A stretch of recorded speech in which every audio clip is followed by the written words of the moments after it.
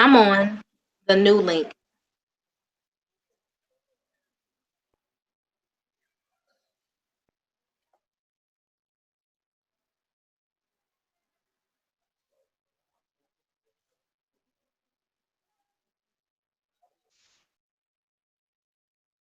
Mm-hmm.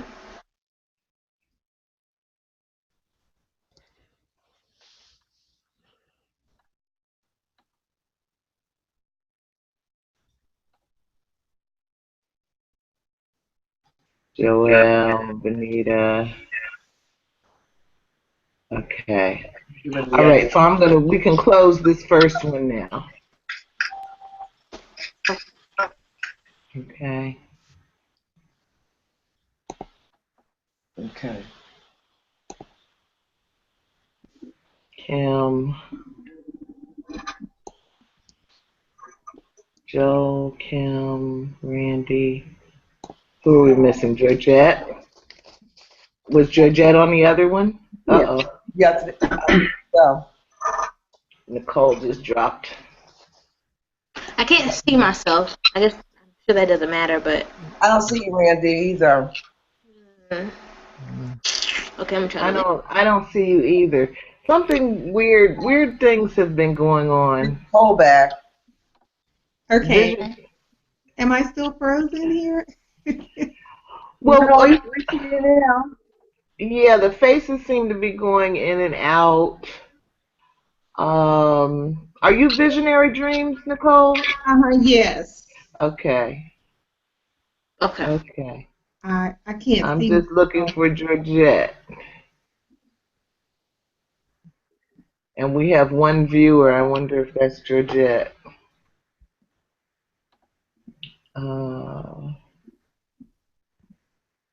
Wow. Let me call Georgette.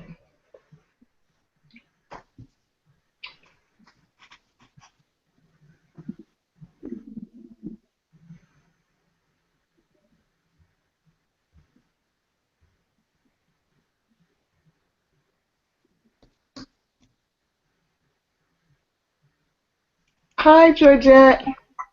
Did you get the link? Huh?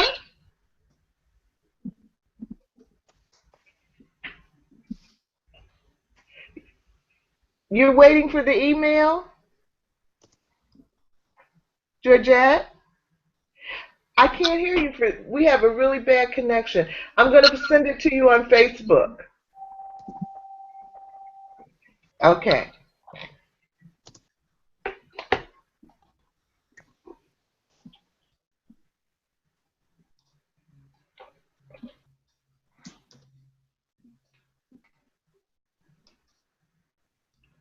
Wow. Georgette, Geo.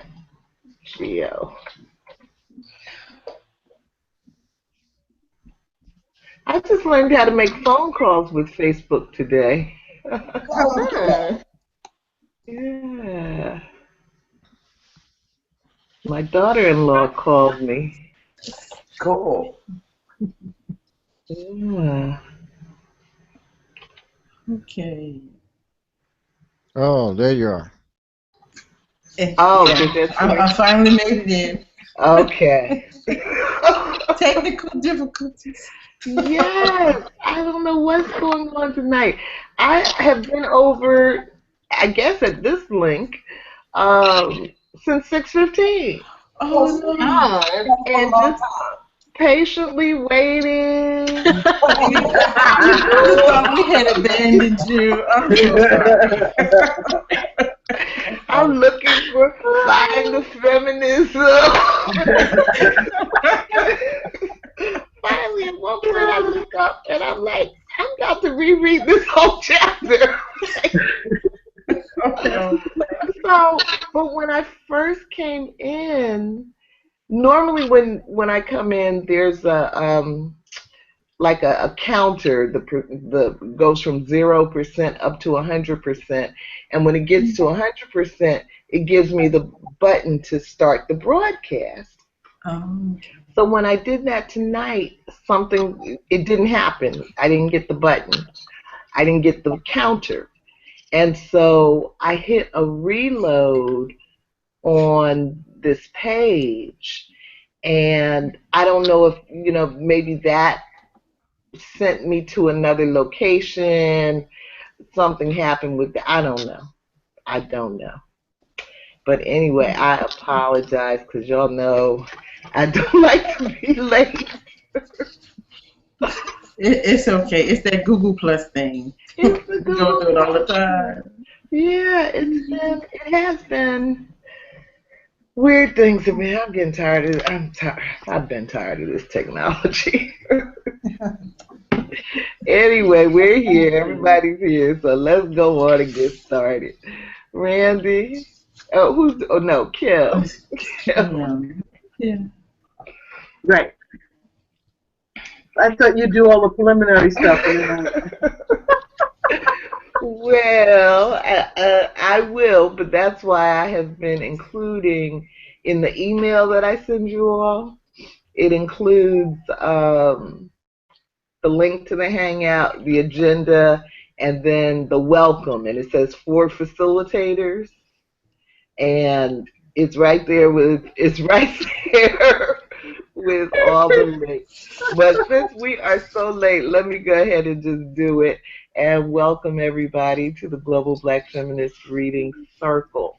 You can learn more about us. You can just search our name on Google+, YouTube, or Facebook to find our archives and figure out how to watch our live broadcasts. We meet Tuesday evenings at 6:30 p.m. Eastern Time, and I think that's all we need to know right now. So anyway, my name is Michelle Odom. I'm one of the co-hosts of the group, and I am located in Brooklyn, New York. And I'm not going to call anybody's name. I'm just going to put the camera on you.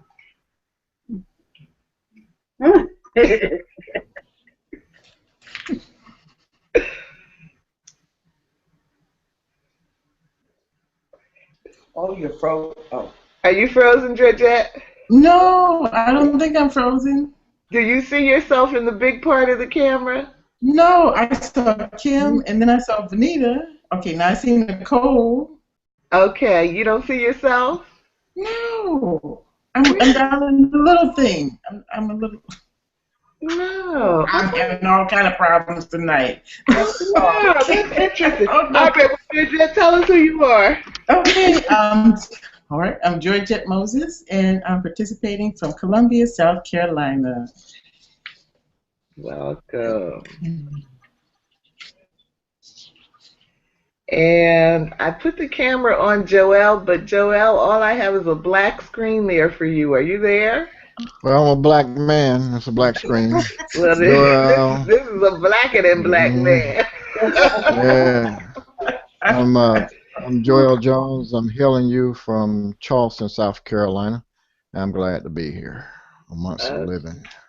Okay, we were having that problem with a few people when we switched over to this site where they were going black on the little part.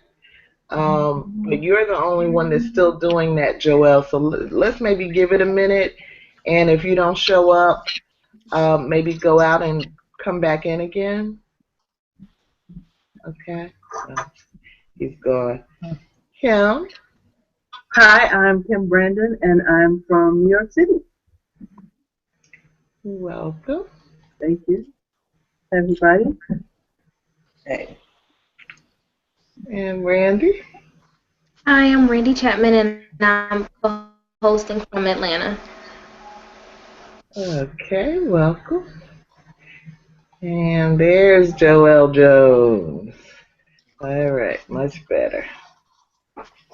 And Venita. My name is Venita Walker, and I'm joining you from Cromwell, Connecticut. Welcome. Welcome. And Nicole. Hi, I'm Nicole Jackson Wilson. I'm coming from Houston, Texas. right. And I also want to say this is the sixth book that we're reading together. It's called When and Where I Enter, The Impact of Black Women on Race and Sex in America by Paula Giddings. And we are scheduled to continue reading this through July 19th. And tonight we are on chapter 9, The Radical Interracialists. Okay, Cam, I think that's it.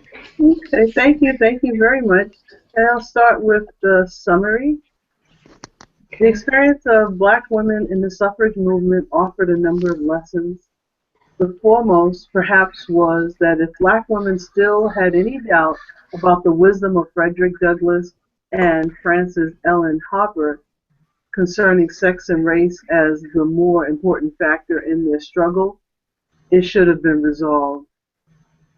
Also, although the white suffragists asked them to defer their demand for rights on the grounds of expediency, it became very clear that they would continue to be discriminated against even after the battle was won.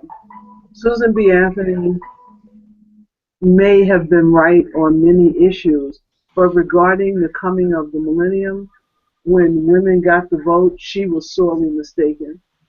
Another lesson was that Black and white women activists, although they shared common goals, would always have a difficult time working together for as long as the race. I'm hearing some feedback. You're echoing. We're all echoing. It's so crazy because it's pinging on my phone, and I'm getting a call from the Hangout. Yeah, we're all echoing. And, Nicole, try to go out and come back in one more time because it seems like it just when you came in. When I came in? Oh, gosh. Yeah. Okay. All right.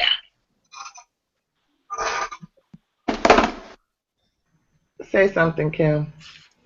For as long as the race problem existed, they would pursue the goals with different purposes, sometimes even cross purposes in mind.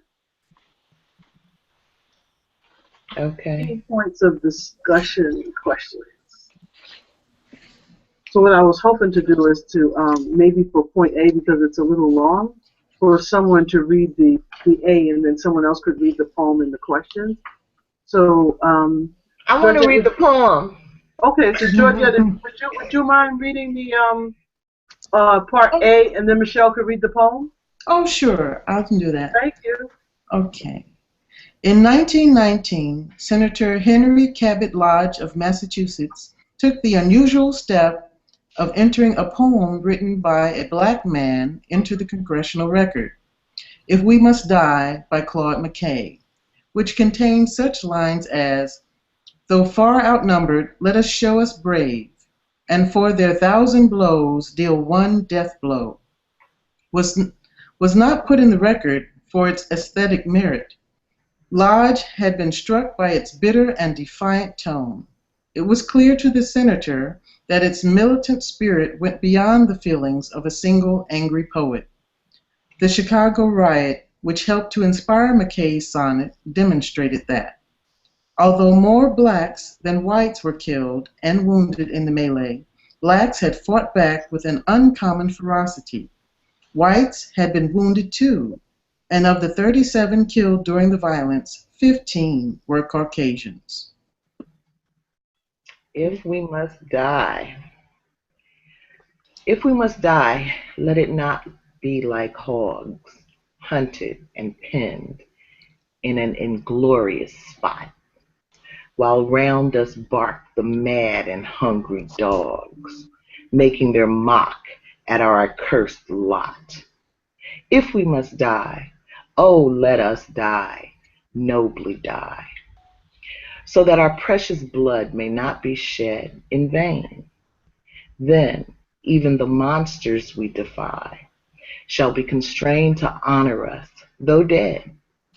O kinsmen, we must meet the common foe, Though far outnumbered, let us show us brave, and for their 1,000 blows deal one death blow.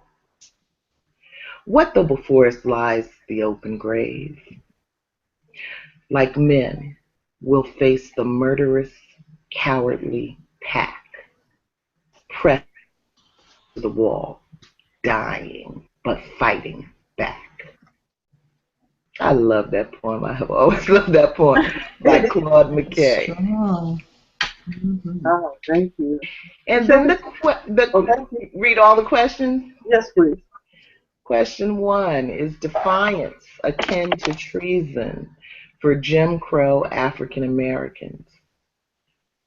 Question 2, if you look at the internal life of an African American woman rallying with white women allies to secure the vote, what forces compelled her to demand a voice or to remain unheard and uncounted? Question 3, sometimes we must unite and fight to the death. What does today's battlefield look like? And what are our weapons of choice? I would say defiance, yes, defiance is akin to treason.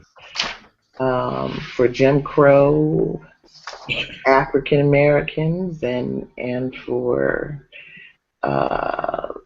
Black people today, near and far.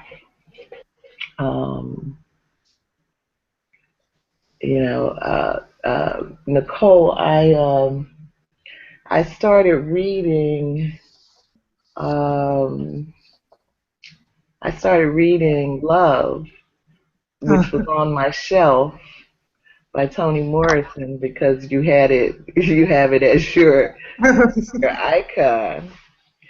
And there's a part in there where she's talking about, for, I'm going to find it before the night is over, but for a Black person to say anything, to do anything, she's talking about how our acts get interpreted, totally different. So if you ask an officer, "Why did you stop me, sir?" That means you've been defiant. That means, yeah. So I'm gonna have to find that sentence in a few minutes. But yeah, definitely defiance is akin to treason in the crazy world that we live in.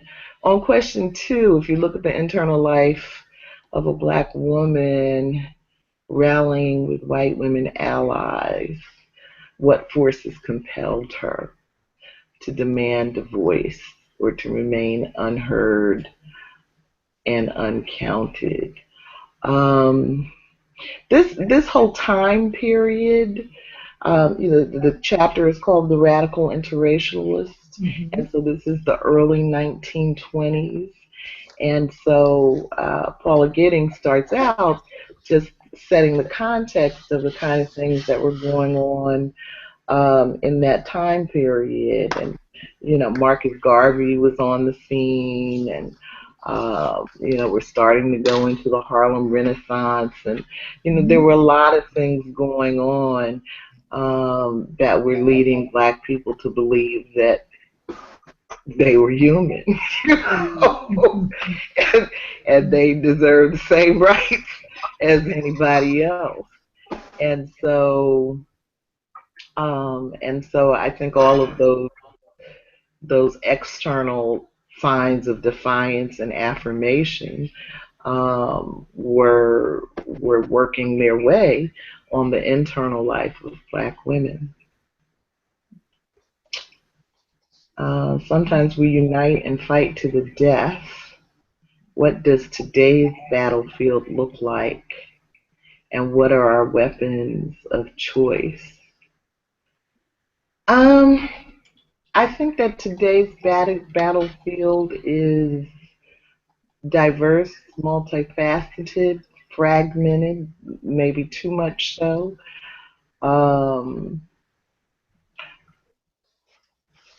And that is visible in our individual acts, things that we're doing in our own lives.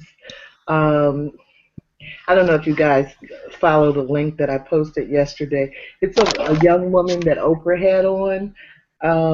She's 17 years old. She's an actress, but I don't know her name. But her piece was talking about authenticity is my activism.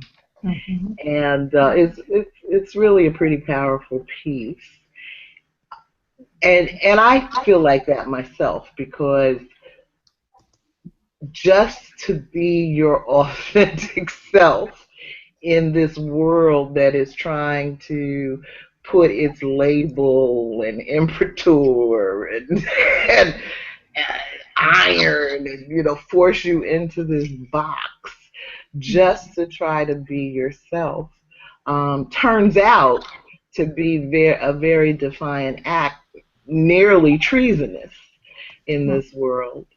So I do think that's a part of what the landscape looks like.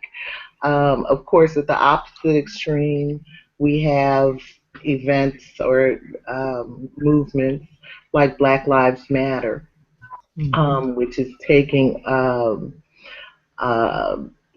sort of an in-your-face performance approach to trying to spotlight the current injustices in some areas. We also have movements like are going on in North Carolina with the under the NAACP and Reverend Barber. So my point is that you have the individual and you have the collective going on, and that. Venita, are you keeping the time? No, I was just going to let you finish saying 1 minute 4. Don't worry about it. All of a sudden, I'm like, how long am I talking? 1 minute 4. Keep it going. On the individual level, something like getting your education, is a weapon. It's a weapon of choice. It's a way of trying to build your capacity to cope with the environment that we have. So I think it looks different. Thank you, Joe. Anyone else?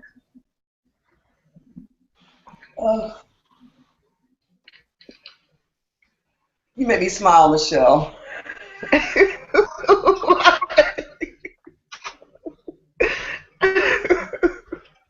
Okay. All of a sudden, I'm like, where am I? No, you was on your roll. I have to let the girl go. Let her go. Would someone like to read B?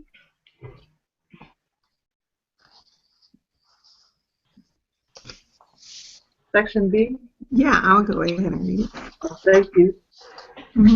Nevertheless, the early 1920s provided an auspicious beginning for Black women voters. W.B. Du Bois observed in the crisis that Black women were registering in large numbers in the South, especially in Georgia and Louisiana. In the former state, the number of Black registrants caused State Representative Thomas Bell to predict that the amendment could destroy white supremacy in his state. His fears were increased when he was informed of the voting registration pattern in Virginia. Bell implored the white women of Georgia to register and counteract the Black vote before it was too late. But the South was poised, as it had been for Black men, to use any means to neutralize the Black women's vote. Southern Black women encountered particularly intense opposition in Virginia and the Carolinas. In Columbia, South Carolina, they were forced to wait on long lines until white women registered, in one instance, for more than 12 hours. In other states, tax and property requirements were imposed on Black women exclusively. White lawyers harassed Black women and gave them educational tests. So I'll go ahead and read forward. Okay. After African American women secured the vote, key politicians feared the end of white supremacy. Do you believe they were more afraid of of women having the vote than of African American men having the vote? Why or why not? Number 5, what part, if any, does narcissism play in white supremacy? And number 6, we are the grand and great grandchildren of Black women who waited 12 plus hours to vote at great peril. What advice do you think they would give young people voting in the upcoming presidential election? Wow, very good questions. Mm-hmm.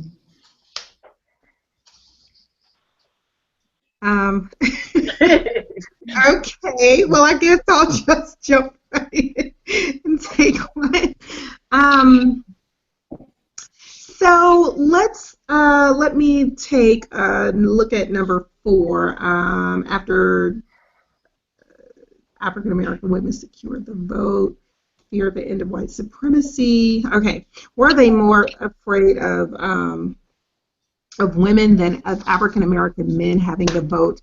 And that harkens me back to what Sojourner Truth was suggesting and hinting at in initial discussions around suffrage and Black women, that in a system of patriarchy, even if Black men, so there's like this concept of race loyalty, but patriarchy has a way of undermining that.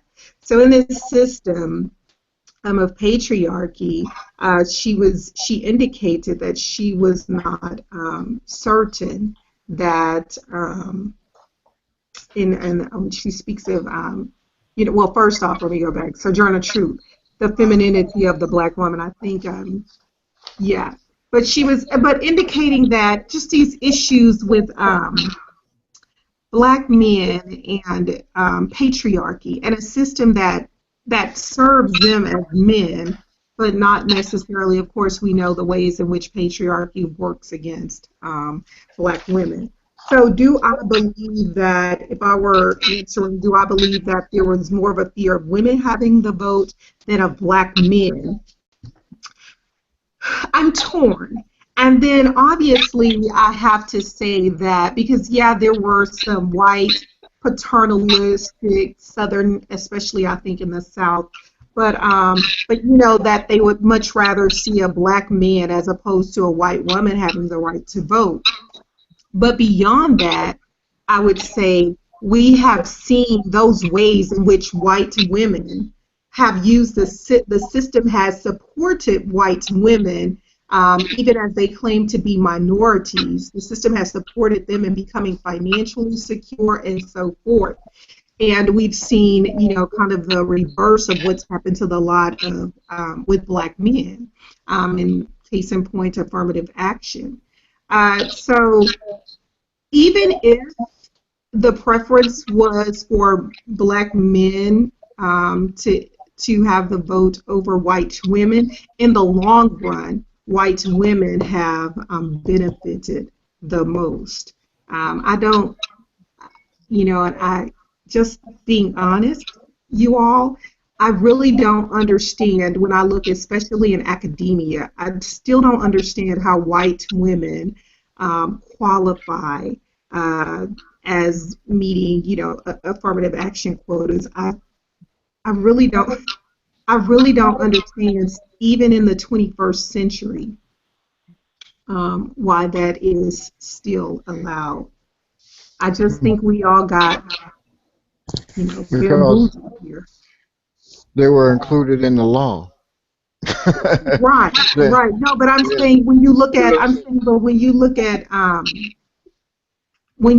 at the plight of white women, and I'm speaking in the context of the 21st century, the ways in which that they've been able to become liberated, economically, financially liberated as a group, I don't understand when we're talking about affirmative action quotas how white women, as opposed to women of color, they're still considered minorities. Yeah, that was a part, if I may, that was a part of the hoodwink, Mm-hmm. back in the day, and they're the ones that, of course, we all know, I'm just preaching to the choir, that they're the ones that benefited the most from affirmative action Absolutely. and whatnot. And it gets to the whole movement of the suffrage movement and feminism, period. And I was speaking to Georgette over the phone about it's amazing to me that when you look at the suffrage movement, and it's just one of those movements that in which that start off, we need you, Right. we need you to help us do this. And then when they get the focus on them, white folk, it can be any kind of movement or whatever it is, and Mm-hmm. then they start making the compromise. Well, we're going to let you have this, but it's not going to, we're going to let you have the vote, but it's not going to include black women. And it also economically, when you look at the glass ceiling, when you look at the glass ceiling for women, and it always disturbs me with the feminist movement, is that you have high economic or educated white women that Mm-hmm. won't help out the lower class black women or white women as Absolutely. far as lifting up the wages in jobs that are traditionally women. Your retail. I mean, even if you look at the medical profession, where I was talking to my brother, where most of the people, most of the uh, uh, the contact with the patient, 75% or 80% of it is the CNA who make minimum wage. And Mm-hmm. then in the same room, you have a nurse a LPN who make X amount of dollars, and then a RN, but the doctor is making six figures. But this other person that's doing most of the work, if that had been a man, what would the pay be? Think about teachers early on, what their pay was when it were mostly men. Mm-hmm. Now look at the pay of the teachers. Look at college professors right now, when it's mostly white men that are college professors and whatnot. And Right. you look at that pay. But it always amazed me in every movement, no matter what it is, Mm-hmm. when it comes to, and we're talking about women, how black women and lower class white women, they're Right. excluded in that so-called glass ceiling. Right. And of course, it's seen as divisive if you if you bring that up as a woman of color to say that. Yeah, I just in many regards I don't agree. I don't understand, and I see them receiving funding and so forth. It's just, and I guess, like you said, Joel, taking social class into consideration, I guess then I would have to change my argument, shift it a bit to say, well, I could definitely understand, lower class white women, but But the but sky I is, but the don't sky is, understand. but the sky is the limit for them, though. You understand what I'm Mm-hmm. saying? Mm-hmm. The sky's the limit. It's still not like that for black females. Where Right. they're very limited. There are many, many human services program, where I know, people that work in the field and out, and whatnot, where if a white woman walk in, she's offered a pathway out of that educational income, but they're not. The black female or the black person is just offered food stamps and low income housing, whereas the white person will be offered, well, we can get you into school, and we can get you first time homeowners, and Right. that actually happened, but anyway. Hey. But I would just add too, from a kind of different perspective that it makes a lot of sense when you understand that, most of these government policies are not really designed to solve a problem. Right. You know, Mm-hmm. there's like giving candy to a baby. Just shut them up. Um, and that's pretty much what happened. The country exploded, and white folks started passing policies and throwing money at various problems, but it was never enough money to solve the problem. It was never enough money to meaningfully address it, and the policies were never, um, sufficient to really solve the problem. And when you look today at the sort of arguments or comments that you hear that make it clear there are still a lot of people who don't even believe slavery was much of a problem, or anything that came after it. There's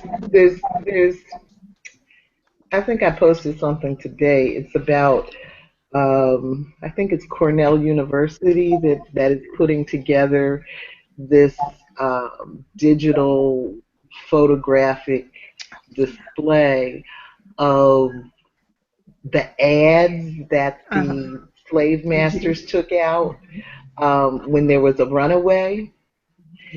One of the points that they're making is that it'll help us get another insight about that era. But it seems like no matter how much data we have, how much historical record we have, there's still all of this confusion about whether or not slavery was a big deal. And so I say that to say that when that is the mindset, then you're not really trying to solve a problem. Right. And so that to me is why the reparations issue is so important. It's important for America's soul more than Black people, because they've got to get in touch with the level of ignorance and misinformation that they have been fed to take them away from reality, and why. And then once they understand the depth of the problem, the depth of what their ancestors and their modern day people have put on Black people, then they need to pay a cost sufficient to feel the pain. Excuse me, Michelle. But Huh? Would you like to have more time? Oh, not on that subject, but I do have one other thing. I want to read you all this. But no, on that subject, I'm just saying that until you feel the pain of it, we're going to keep going around in this circle. We're going to keep creating policies that don't make any sense. We're going to keep throwing Band-Aids on what are really serious problems. This is a piece out of Toni Morrison's book, Love. It says, other affairs had overflowed and ended in dramas the law had precise names for. Cursing meant assaulting an officer. Yanking your arms when cuffed meant resisting arrest.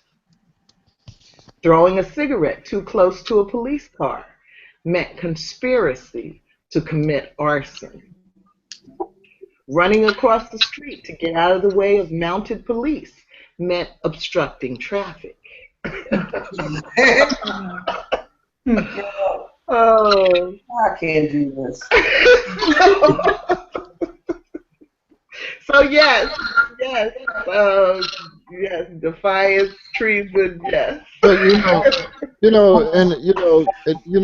the thing about it is when you look at, the what vitriol that the movement that white folk look at Black Lives Matters, and they're simply saying that it's about it's about the stopping of the system of the justice system, starting with the gatekeepers of the police, from lynching black people. But yet it is met in a way that, oh, I heard this morning, the movement Black Lives Matters, which is anti-police and for to go out and kill policemen, and and that's what they said on a news show this morning.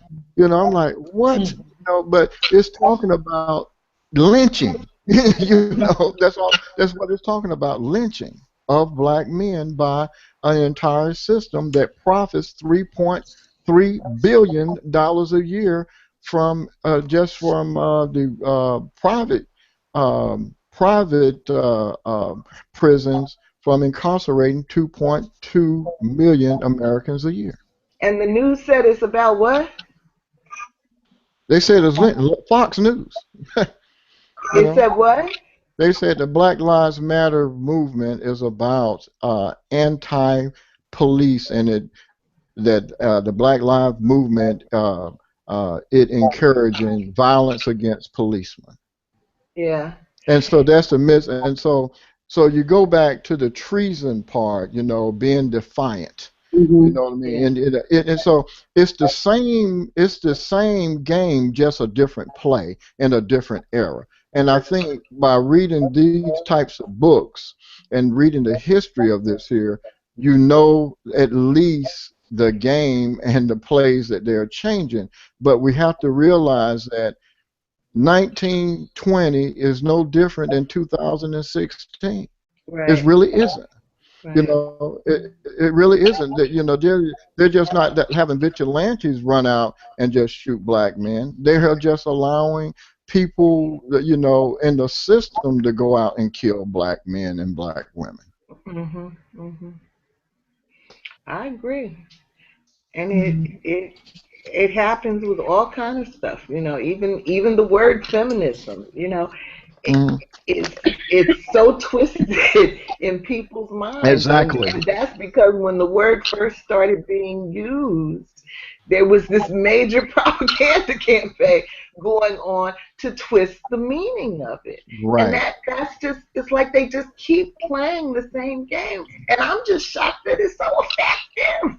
They keep playing it, but they keep doing it because it was and it is effective. Separating, they found out this one play, fear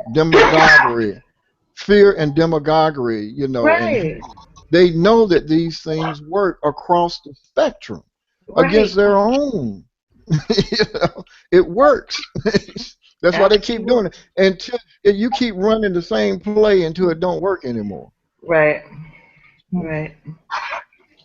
Wow, that's pretty interesting that you and Joel would bring up those two comments, because I was thinking earlier today about how important it is that we are educated about subjects like this, because if we don't know the history of what's going on in this country, what's going on politically and economically and physically to different groups, we can't understand what the play is going on now and try to look past it. The terms, like you say, feminism and then Black Lives Matter, and how the narrative is hijacked and then turned against us or associated with something that a person who with limited information can try to wrap their mind around, associating Black Lives Matter with George Soros and some kind of communist anti-government movement, as opposed to going past your own walls that you would throw up, your insecurities or narcissism, to try to see the viewpoint of this other person. Look, people are getting murdered. Okay, this is not just beat up, thrown in jail. They're being murdered. That's murder. How would you like it if that happened to someone in your family? What would you call it? You would call it murder. And you would want someone to stand up and protest against it. Right. And try to find a way to prevent these things from happening, and don't point the finger at the victim, because these are victims. They didn't cause the problem. They didn't say, hey, come shoot me, come beat me up because I'm wearing this, or I'm playing this loud music, I'm walking down the street, looking a certain way. Mm-hmm. They didn't ask for that. That's not a death sentence. It shouldn't be. Yeah. And the term feminism, well, if you don't know what that means, don't immediately say, oh, that's anti-male, or it's anti-America, or whatever you want to, because you want to categorize it, because that's safe for you, because you don't want to deal with what those issues and problems are. It brings you out of your comfort zone. Go find out, talk to somebody who knows what it's about. Educate yourself. So you can have a decent, intelligent conversation and pick your side. Then you can pick your side with information, not with somebody else's narrative, because that's where they're funneling you so they can keep you blind and in the dark in voting a particular way. And then I just wanted to add about the question, what do you think these women advice they would give us? Keep voting. What did they do? They stood up, even though the women who were supposed to be on their side turned their backs on them, argued them down, were very nasty to them when they came, correctly trying to get help from these different organizations. They still stood their ground. They did everything the proper way and eventually succeeded. So we've got to do the same thing. We can't just give up. We can't. Even though there's a 300 plan, 500-year plan, but someplace in there there's a crack, and if we persist, that crack, that water pressure, that one drop will burst open the wall, and we can, and destroy whatever it is their negative plans are for us, So that's all I have to say on that. Oh, thank you. That's wonderful. Anybody else before we move on? All righty, so we're up to questions. What? Well, hold on. Randie. Yes. Are you there? Yeah. I thought you lost your independent thinking since you got married. Oh no! You're the only person that can get what you're saying that. The Jedi trick done worked already. No. No, it hasn't. Okay. Right. I think it does, but it hasn't. Oh, okay.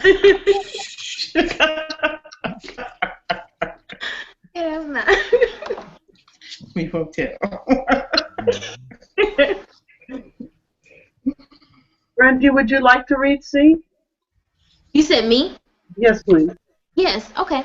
Thank you. C. You're welcome. The once enthusiastic Du Bois declared, the South proposes to keep colored women from voting in exactly the same way in which it had disenfranchised colored men. Can it do it? Are we going to let it do it? It wasn't that black women weren't trying, resisting against tremendous odds. Their efforts inspired a black female poet with the pen name Anise to write about the black women's experience at Jim Crow polls. On the first day that black women went to the polls, the poem said they were humiliated and kept in line for hours. But still, the colored women kept on coming. On the second day, they were given exams and disqualified on technicalities. But the colored women kept on coming. Then on the third day, the chef threatened physical violence. But the colored women kept on coming. The poem ends with the rumors that the judge was going to throw the women's ballots out. For fear those colored women might really come to believe that representative government exists in America. 7. Is it critical for African Americans to believe in the American dream in order to continue to fight to make the dream a reality? Is the reality of the American dream a study in contradictions for people of color? Woo! Is it critical? So, okay, so I'll go with 7. Honestly, I'm agreeing with Georgette for her last statement. I don't think it's necessarily critical for African Americans to believe in the American dream to fight for it. I don't think it's critical. I think that in any case we should be fighting, period. And I think I don't think it's unfair to acknowledge that we will constantly be met with opposition, as we've seen that since they, brought us over here. But I do think that it's critical that we continue to fight. I don't always believe, that the work I'm doing is helping my kids, but it's not gonna keep me from going to work. I'm not gonna. I don't always need to be at 100% to fight. So this is why I don't think it's critical to like fully believe in. I think you should just fight in general. And is the reality of the American dream a study in contradiction? Yes. I do think it is, which is why it may seem odd that I'm saying to fight, but I do think it's a contradiction. I don't think that even Du Bois didn't think that all African Americans could be successful. He had his talented 10th theory. So I do think it's a contradiction for us, but I don't think that should keep us from fighting. Because white people can't take all this stuff to heaven. So something gotta give, I think.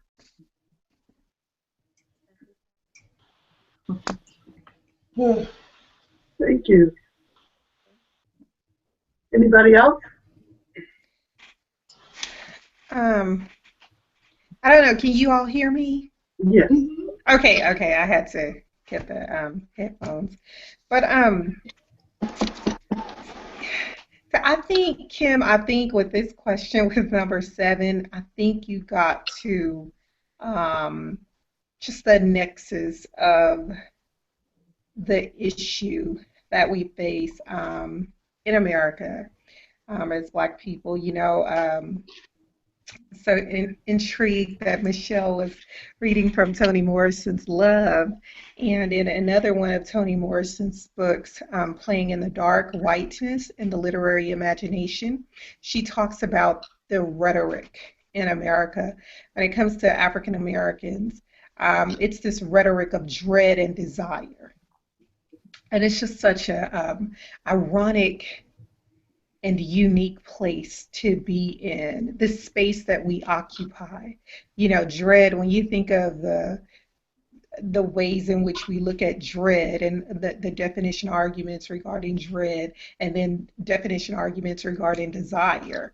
And so on the one hand, there's this desire, wanting Black people and Black bodies, and then of course we know that policy and so forth, and the ways in which we've been allowed to be discriminated against in this country, it teaches us, and it's the iconography. It's not even, there don't even need words to understand. The images alone explain to Black Americans that there's this dread when it comes to us.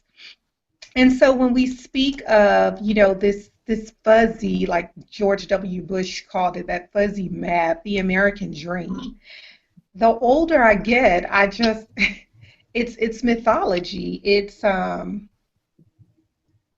It's not real. It's a way to allow us to stay in a capitalistic system and our bodies to buffer class warfare, I believe, among whites. Because many whites can compare themselves to Black Americans and say, well, at least we're not in that position. And I think that's what's happening in our activism, in the state of affairs in Black America. Sometimes the trauma, the hopelessness, that's a critical part of it. And I'll just close with, it takes me back to the text in which the funds were secure, because always there's this need to appeal to whites to get funding, as we kind of noted, piggybacking off of our discussion last week, the lack of economic independence. And so I can't specifically, I'm trying to find the place in the text, her name, she secures these funds and then she decides she wants to go to the, so-called black ghetto, right? And then the other women were saying no, that the focus should be more so on the middle class blacks, right? And so there's this components of it. It's that even as a so-called the role that social class plays in this function of this American dream and liberation and these notions of freedom that just are not real. What roles, because the problem with Black America is that we know poverty and we know it all too well. And most of us are, and that, a paycheck from poverty, we're silenced because of the fear of poverty. I was looking at a short clip, Kevin Durant's, the basketball player from Oklahoma City Thunder, his famous speech. Oh, okay. Time is up. Okay, so I get more time? Yeah, just 1 minute. Just 1 minute. Yeah, I just stopping with. No problem. Okay, I didn't hear you. I'm sorry, Venita. Go ahead. Oh no, you're all set now. Go ahead. Oh, okay.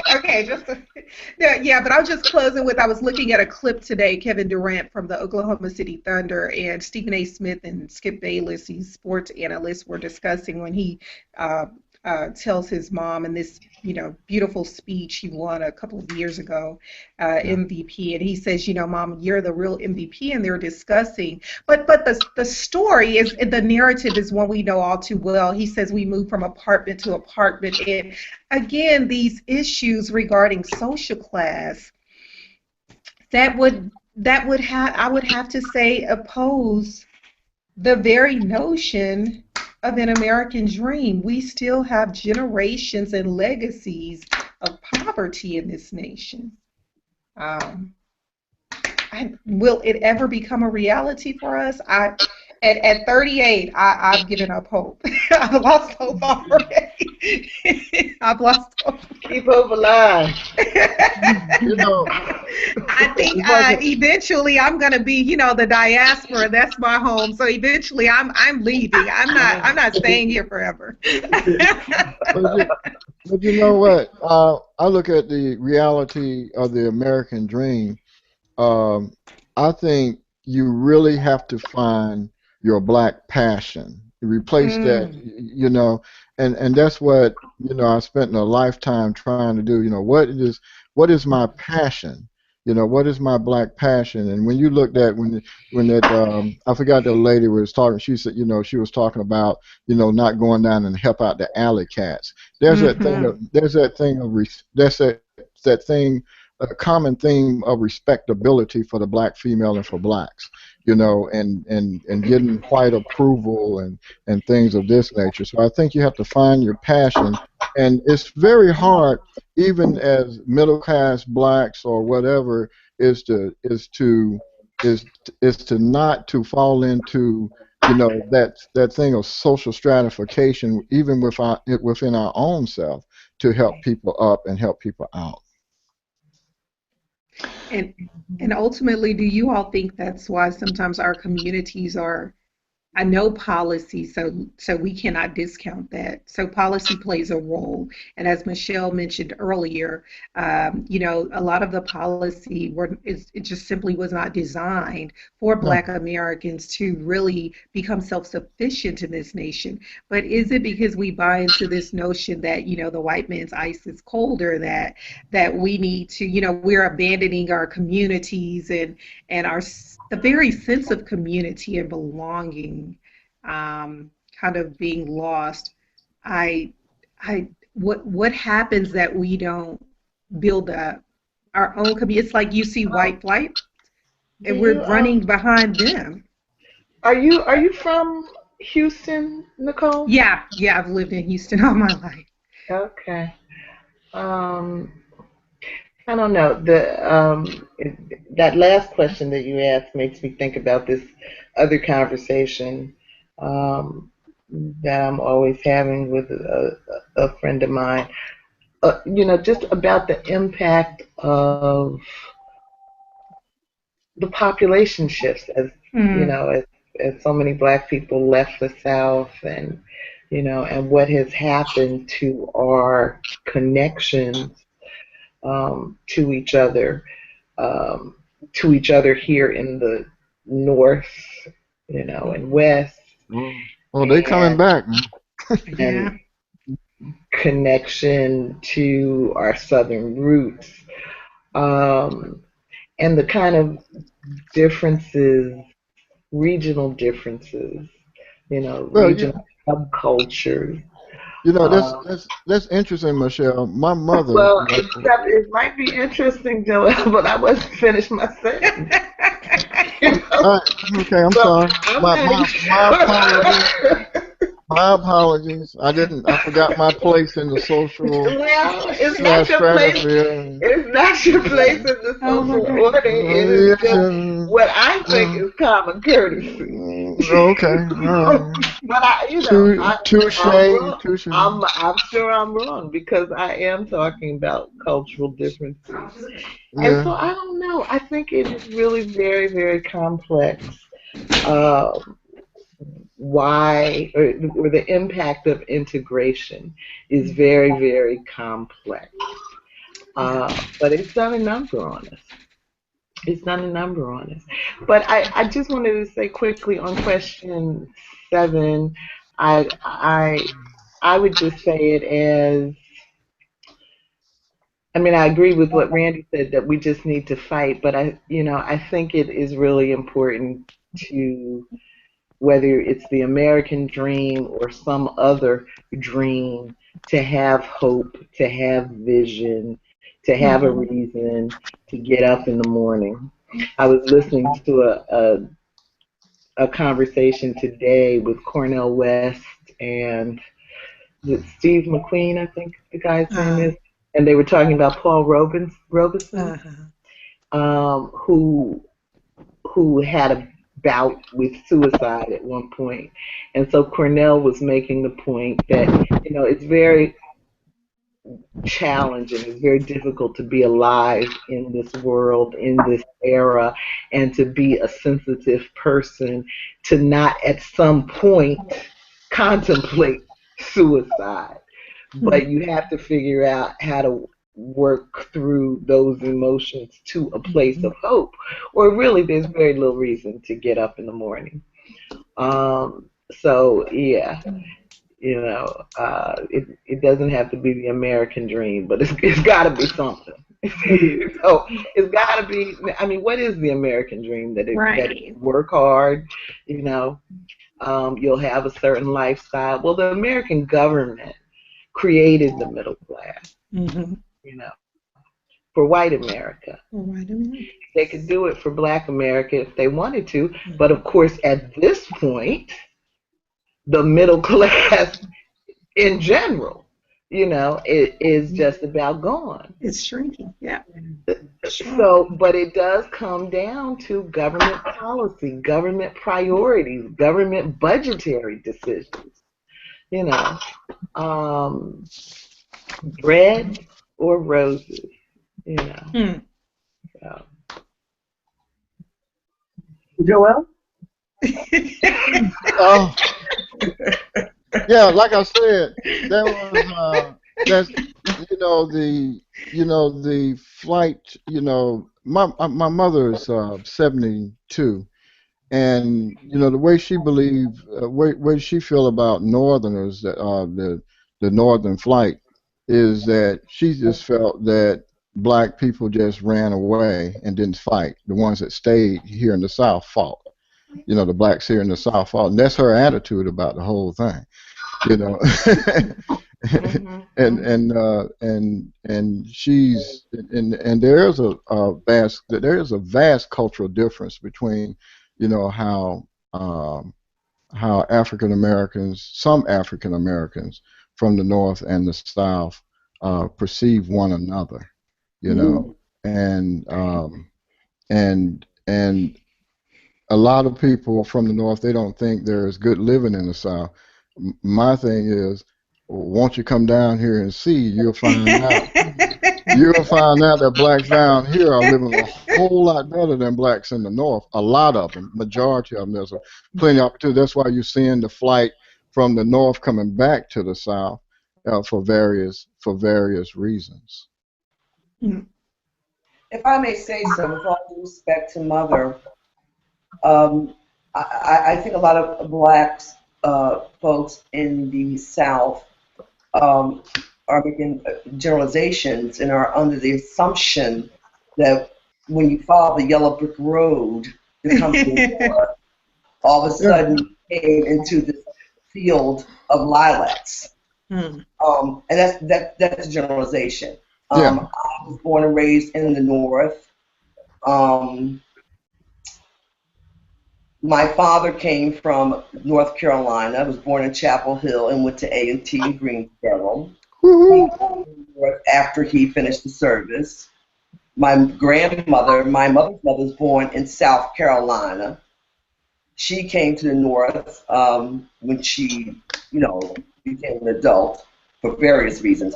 But whatever, because that's why we have to talk to one another. The black people in the North and the black people in the South, East, West, all over. Because everyone, they got us going so bad. Yeah. We have these generalizations about each other. And the fight is real here. It is no less a fight here as it is in the southern states. We have laws on the book right here in Connecticut that have not been taken off yet. In a certain town, that if a Negro was caught on the green, which is the center of a lot of towns, after dusk, you can shoot them dead. Black, and I can only speak from my experience and some of the blacks that I know, that it has been a battle. This is not the promised land. You know what I'm saying? It's just not the promised land that people perceive that we have the northern blacks have that attitude that it's a promised land. It's not. Would you say it kind of newly contextualizes what Dr. King said, like the Negro in the South can't vote, and in the North feels as if he has nothing for which to vote? I mean, this kind of this sense of, and I think too, kind of, Venita, what you brought up last week with the ways in which global monopoly capitalism, or the conversations we're having around neoliberal, the economy, neoliberalism, it's just damn, it's traumatic. As to, I was a high school teacher, and I knew I was almost done when I stood before these students, primarily Black and Latino students, and I'm, trying to tell them, I kind of lost them. They were inner city students, and and lying to them, saying, well, yeah, there's opportunity, and you could, and there is, don't get me wrong, but there's limited opportunity. Let's be clear. That you could be what you want to be in America, and these notions, the ways in which we lie to kids. And the reality is, I recognize as a high school English teacher that my students knew for certain. They looked at, as James Baldwin says, that blacks in America know that the government, we are enemies. We're treated as if we're enemies of the state. Yeah. We know this. There's nothing that needs to be said. My students knew that their lives really didn't matter. Their education, their mobility, does not, in the grand scheme of things, it doesn't matter. Yes. Thank you. Can we have a little bit of a time check? It is 5 minutes to 8, and we have 2 questions left. So I'm wondering if people would like to stay an extra 15 minutes, or do we need to end at 8 on the dot? I have to leave. Okay. But I want. Oh, sure. I didn't hear you, Randie. I just wanted to quickly add that I didn't explain why I think the American dream is a contradiction, and it's because white people believe that the American dream, at least most white people I've talked to, can be achieved by merit, like on this a spectrum of merit, and we know that to not be true. Like, we know that we have to work twice as hard, to get even remotely. So anyway, so that's why it's a contradiction, right? So we're told, like, if you work really hard, you can get this. But I agree with Joelle in that we have to find our own little American dream and our passion, um, and just go for that. Because, yeah, the contradiction of the American dream is just what makes it impossible. That's it.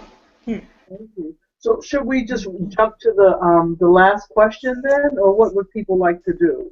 Whatever you like to do, Kim, you're the moderator. You call it shots, girl. Yeah. Yeah, I don't mind staying. I'm good. I can do whatever. Yeah. Okay, so I'm Randie, do you have time for us to read the next question, or should we say Yeah. goodnight to you? Okay. No, yes. Okay, so would someone like to read, is that D? We're up to D? Sure, Joel. Yeah, I read. Thank you, Joe. Thank you, Joel. Yeah. Finally, although black women showed the same enthusiasm as whites, and even more, for many women's issues, conflicts such as the one detailed above were very discouraging. This was evident when, during the NAACP's effort to recruit women to attend the Women's Party conference, Mary White Overton wrote to a longtime black activist, Coriel Cook, who was a veteran of the Colored Women's League founded in 1892. Cook had been a close friend to Susan B. Anthony's, and at the celebration of Anthony's 80th birthday spoke in praise of the need for interracial cooperation. But events in later years caused Cook to doubt the efficacy of working with white activists.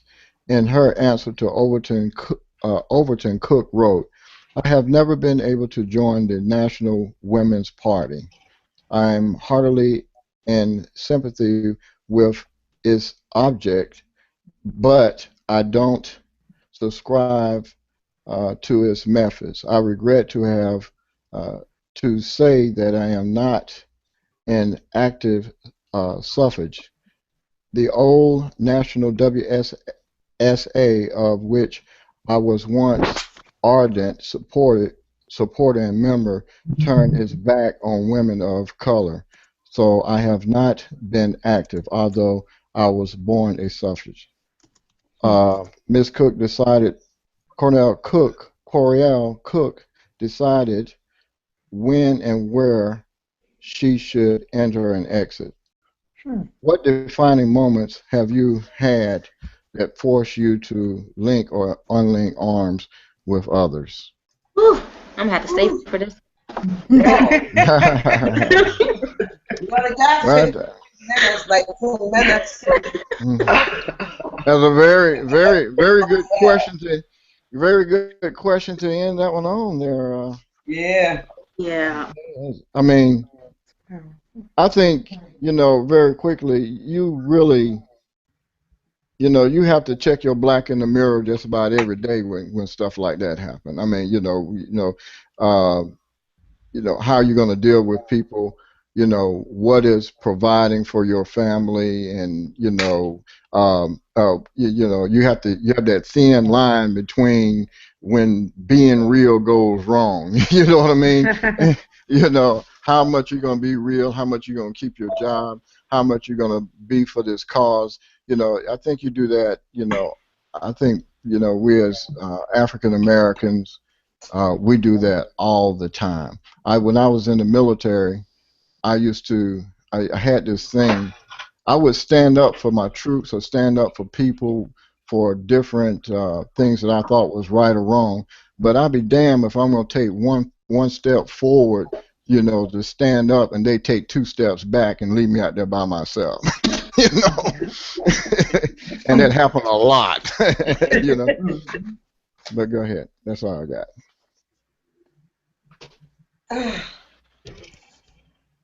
Georgette, anything?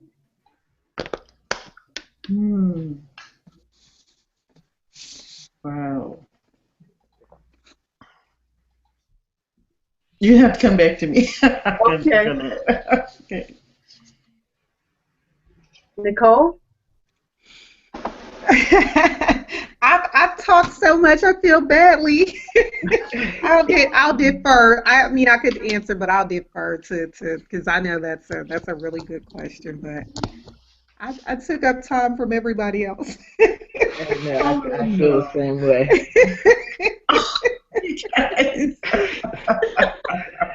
But if folks don't speak up, Nicole, what are we supposed to do? I guess I'll say something to. Okay. Thank you.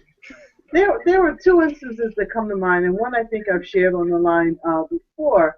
I used to work for one of the banks, and they had linked up with some school to bring kids into to teach them banking and how things work.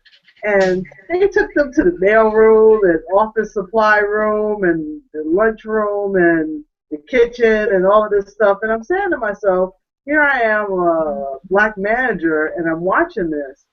And I had to link arms with those children. I really did. I just had to go to personnel and say, you can't bring black children in the bank, and then show them where they're going to land as opposed to showing them the whole spectrum. And if you want to show them some of those departments and show them a boardroom, you can do that, but not on my watch. And so I did link arms with those children. And you know those son of a guns, they put it in the newspaper like it was their idea?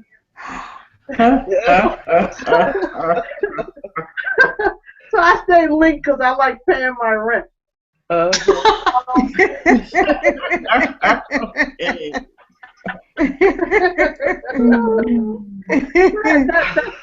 the big one. Anybody else?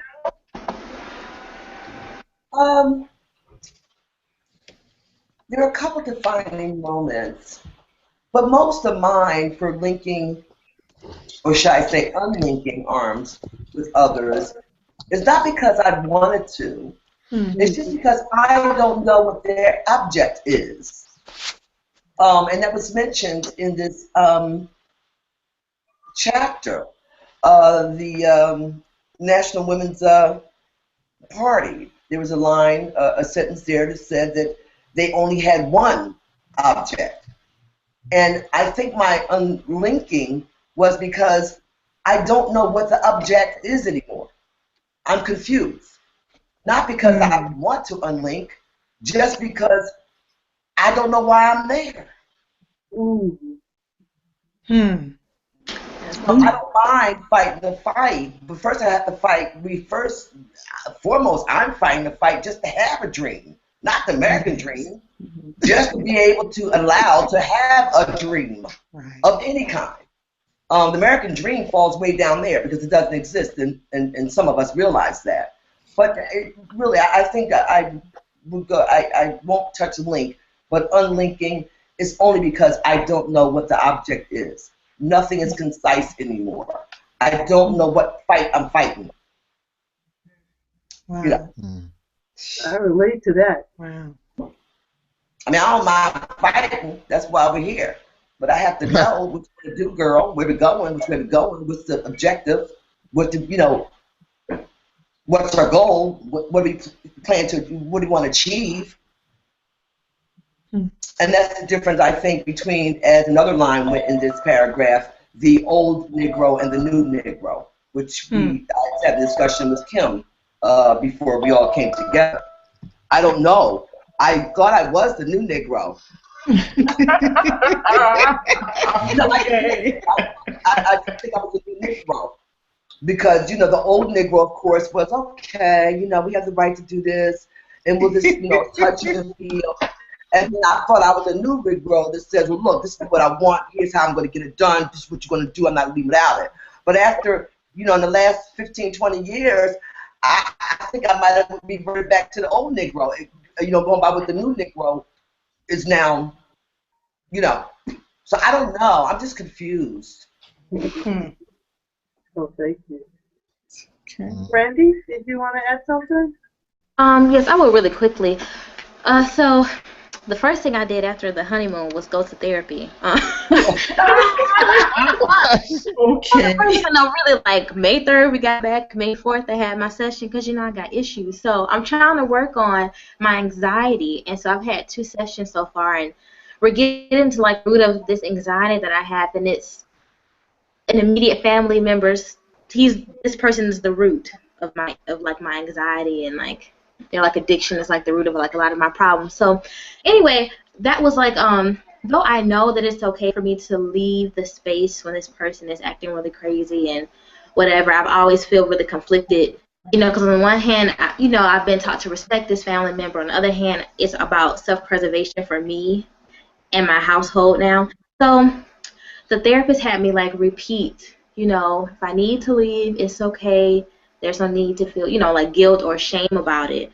And so I think that was a defining moment for me. I was so drained yesterday. Like I got back from the session, I went straight to sleep. Like it was so draining. But this question really moved me because it literally just happened yesterday. Like, I know this, but like now I know like I don't have to. I think, like, in the Black community, we're taught, so often what happens in the house stays in the house, family over everything. You have to, like, a lot of bad behavior in families are validated by this belief that you have to just put up with it because they're family. And even if it's harmful or abusive, and like, and just hurtful and it's like messing you up, that you have to still put up with it because that's what Black families do. And I just, I'm learning that I don't have to, link arms with that idea. I'm so proud of you, Randie. Me too. I am so proud of you. Absolutely. Randie, And thanks I for would say sharing. it gets easier. Yeah. It gets easier with time. I would say for me, as far as work goes, I mean, I have left every place really, but mostly I have worked for either very progressive white folks who were trying really hard to create a comfortable work environment. And my experience is that when you try, you can succeed. And I've also worked for a number of Black folks. But, I always have to leave. I have to leave jobs. I have to leave people. You have to leave men. I'm a leaver. You make me feel And better. that's why I can tell you it gets easier with time because it is about your mental health. It is about self-preservation. Yes. And, and so I think there's just so much madness in the world today that it's really hard to get anywhere and stay. What we were saying earlier about how they use this tactic of playing around with the definition of words. Venita, when you were talking about, I don't know what anything's about anymore. Right. That's another aspect of the game, just keeping us all so twisted and confused. Yes. There's so much madness going on. We don't know if we're coming or going. That to me, that's all very intentional. But because there is so much madness, then my unsolicited advice, Randie, is to become expert at exiting. And give you tips. Michelle and I are here for you. Yes. Are experts. That's why I say I'm so proud of you. If you need me, I'm here. We'll lead the way. How to get out of there. Yeah. That was funny. Yeah, for sure. Joelle, Yes. you all right? Oh yeah, I'm good. I was thinking about that. What Michelle said about leaving, or I've not been very good at leaving. I've always been that when it caused me a great deal of anxiety because I don't leave. I stay there and I fight to to the very end. And a lot of times to the detriment of my own mental health. You understand what I'm saying? And you Yeah. know, and that's not good. And I'm still trying to learn to do that. And that's just due to my, you know, my uh, compulsive obsession. You know, I just have to see it through. I quit one thing a long time ago. I dropped out of school for the first time, and I promised myself I will never quit anything again. And I think that was probably a good thing, but it's probably a bad thing too. You know? Yeah. Got no one to Interesting. hold and no one to fold. Yeah. Right. So true. Right. I've got the exact opposite problem now. I have to fight to stay. Sound like me. Well, I Tell don't us know. about it, Just kind Georgette. of dysfunctional. Well, okay, look, I joined the military out of high school, and I learned how to deal with things a particular way. So I need those rules and regulations. And once you're in the civilian, environment, people don't follow rules and regulations, even though they have them right there. Right. They want to apply them to you, but they don't want to apply it to themselves. Right. So right now, I think I told you guys before, I'm currently the president of my HOA. Yeah. We're going through this thing. And I'm just trying to get through it till my term is over so I can leave. Okay? I'm trying to leave. But in the middle of that, we have a small thing that I thought, you have to have architectural review of when people want to do things to their home, right? So I'm like, I'm feeling all good. Yeah, this looks simple. The lady wanted to paint her garage door the same color as her home door. And I'm like, okay, I can say yes to this. This is simple. I said yes. And what did I get from the rest of the group? A bunch of flack. Why are you doing that? Oh, that's going to be tacky. You can't. Blah, blah, blah, blah, blah, blah. And I'm like, well, wait.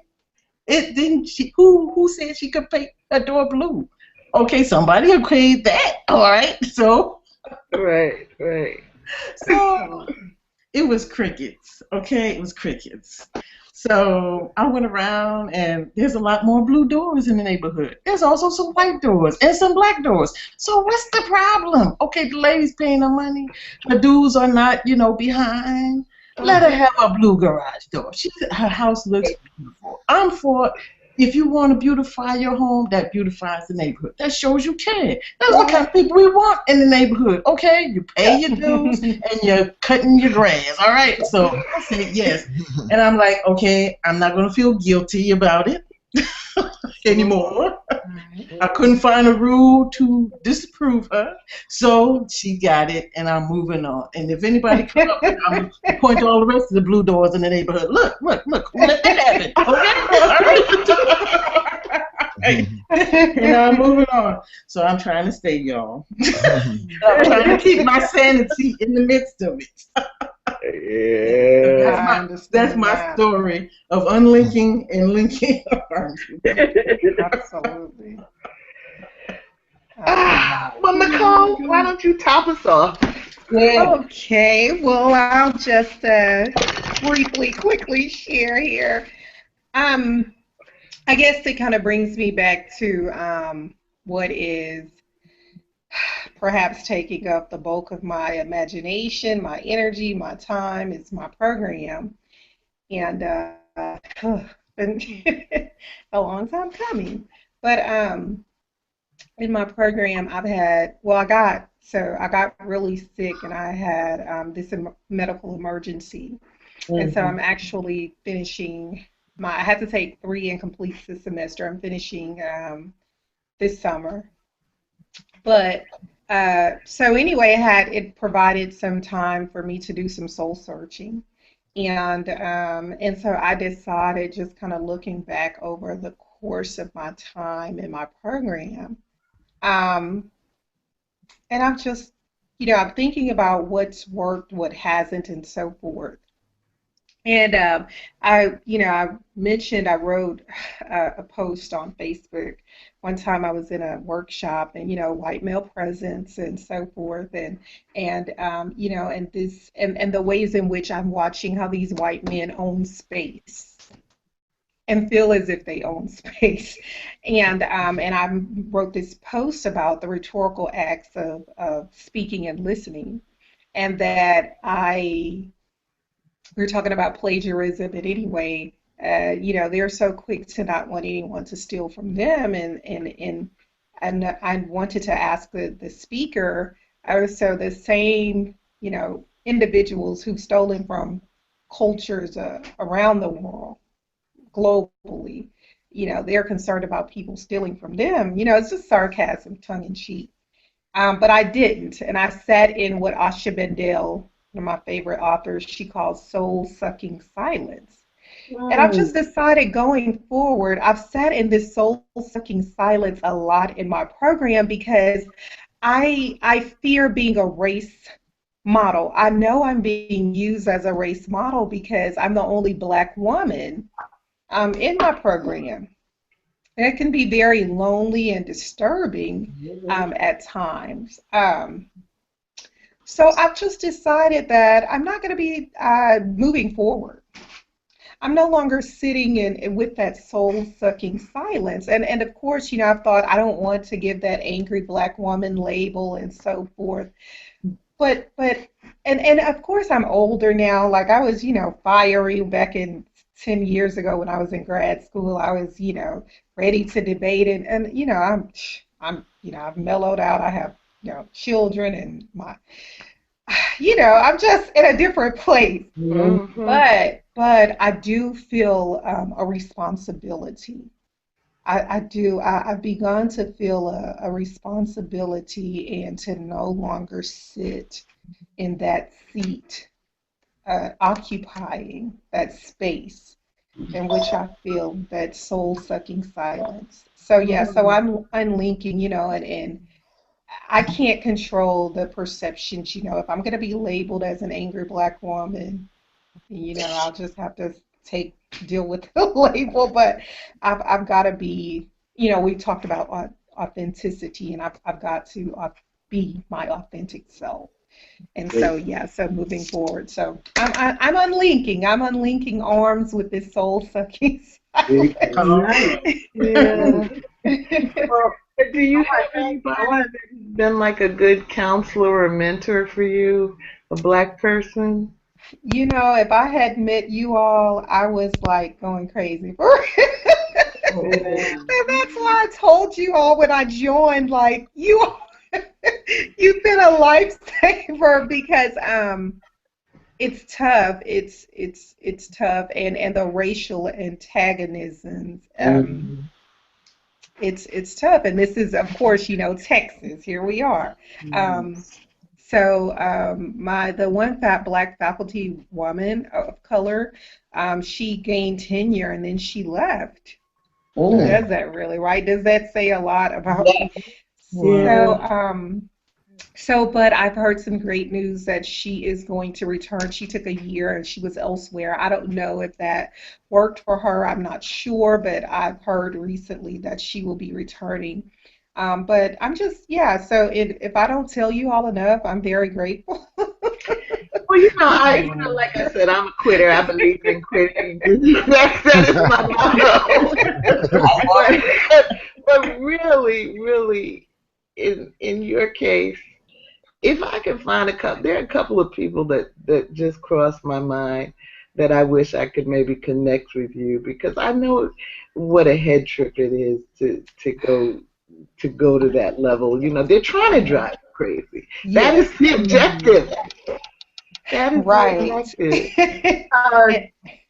I'm sorry. I just want to be very respectful of the time, and also want to thank Randie for staying with us so that you could hear everybody's questions. So I do want to thank everybody, because this meeting was just another one of our outstanding talks, and I can't wait to hear. Thank you for filming it, Michelle, because it was just so many nuggets that I got from everybody, and I wrote a lot of them down, but I won't go over them. But I definitely want to thank you all, and I'm going to turn the meeting back over to you, and we can maybe do the feminism to ourselves and just think about that, or maybe posted on Facebook. Yeah, well, thank you so Great much, Kim. job, Thank Kim. you, Thank Thank you you Kim. so so much, much, Michelle. Kim. Very much. Great questions. Very Great Michelle, Yeah, we questions, yeah. Michelle, on the agenda it says I'm next week, but me and Nicole Oh, switched. That's right. oh, really? We switched because yeah, 'cause she has a conflict. Yeah, Okay. I'm sorry, I meant to mention that, guys. I'm teaching. Well, the great news is my son's going to college. Yay, my baby's graduating. It makes me so my son is going to be getting ready to go to college. I had to pick up a class this summer. I was given a summer class to teach. Yeah. And and unfortunately, what it's going to mean is starting June 6th, I'll only be able to be with you all for about 30 minutes. And then because my class starts at 6 p.m. And so literally I'm going to have my students outside the door. Like I'm serious about this meeting. So I'm like, well, I'll get 30 minutes in. But yeah, so Randie just graciously switched with me, and I'm until I think it's June 8th. I finish July 8th. So we'll be almost, Okay. almost over. But yeah, Okay. next week I'm gonna go for what I know. All right. yeah. Okay, but Nicole, I'll Facebook you though, cause Okay, thank you so much. I appreciate it. yeah. Thank you so much. Okay. All right. Well, let me start the broadcast.